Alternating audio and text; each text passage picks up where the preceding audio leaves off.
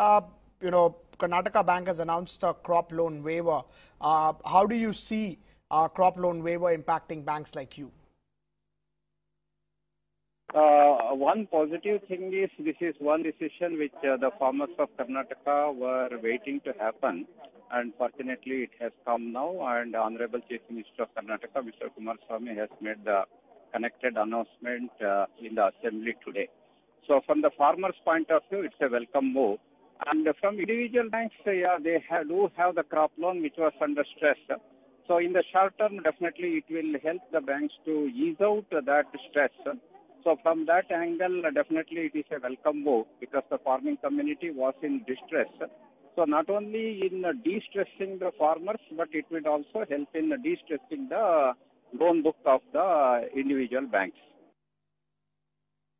Benefit for of our viewers, how do you see this benefiting Karnataka Bank, and also when do you see state governments paying back this to the bank?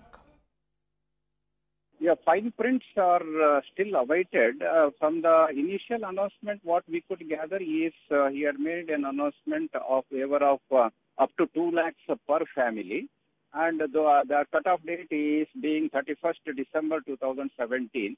And by that time, whoever the farmer had already paid it, then they will also be eligible for an incentive of rupees 25,000. One positive thing is the government of Karnataka was in touch with the bankers for quite a long period, and I am sure that they must be ready with the action plan by now. So I expect that the government is in a position to give effect to this announcement expeditiously. Would such measures not lead in rise in NPA going ahead, as it clearly hampers credit culture and is more, a moral hazardous? In the short term, this is credit positive because the farmers were in distress and they were seeking some help from the government. Long term, yes, definitely it may hamper the credit culture. So that is the issue which all the stakeholders put together have to look into that and resolve that issue, because this will have a bigger implication on the credit culture itself.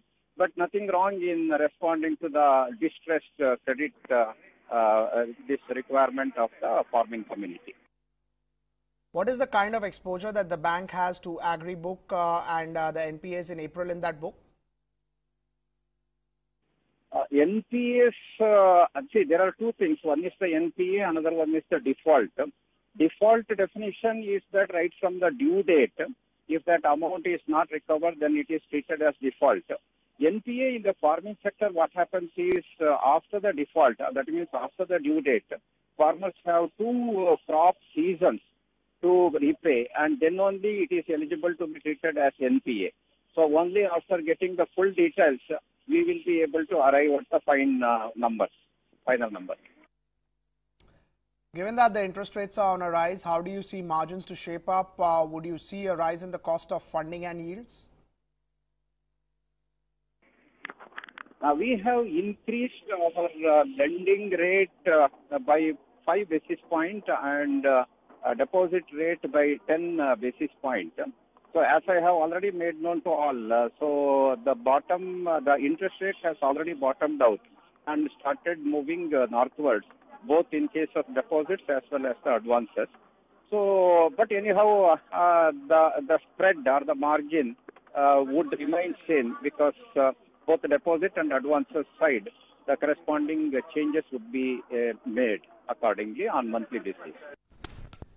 Government has announced MSP hikes as well earlier. Do you see MSP hike would leading to higher inflation expectation, and hence you would expect RBI also to hike rates?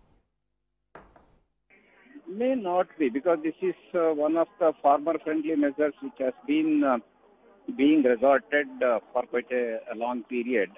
So on yearly basis or on season basis, the government is bound to announce the MSPs. So that is what they have done. Added to that, some of the measures like Prime Minister's Fasal Bima Yojana and other things that would help in resolving the issues which is haunting the farming community.